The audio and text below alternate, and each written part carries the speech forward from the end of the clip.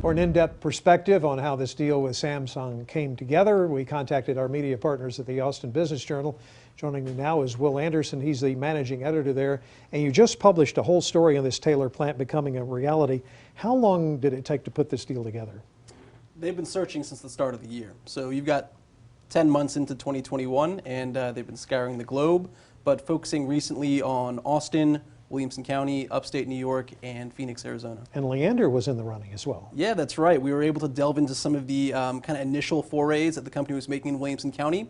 Leander, also a fast-growing part of the suburbs north of Austin. They were interested, but ultimately didn't really have the land requirements that Samsung was looking for. And it's growing so fast out there, whereas Taylor is a farming community, basically. Taylor was the hub of Williamson County 60 years ago, when it was an agricultural-based economy. And much of the kind of tech-fueled boom of the metro in the past 20 years or so has passed Taylor by.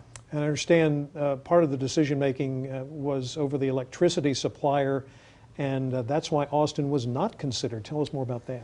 Well, I don't think Samsung would ever say that on the record, but there was certainly speculation when the winter storm came down and knocked out power and the rolling blackouts by Austin Energy just failed. Well, the Samsung plant shut down for more than a month, so that cost them hundreds of millions of dollars in lost chips. That's usually a 24-hour/7 operation. Certainly got their attention. And there was a pivotal meeting at, of all places, the Dell Diamond? Yeah, right. In January, not long after Williamson County leaders learned that they were in the running, they told us that they took Samsung executives to the Dell Diamond. Now, Samsung apparently owns a baseball team in Korea, and so they presented them with customized jerseys, gave them some fireworks. Who knows if that sealed the deal, but they certainly showed a different kind of Texas hospitality. It certainly worked. Real work begins now with getting ready for this construction. It's going to take almost 3 years.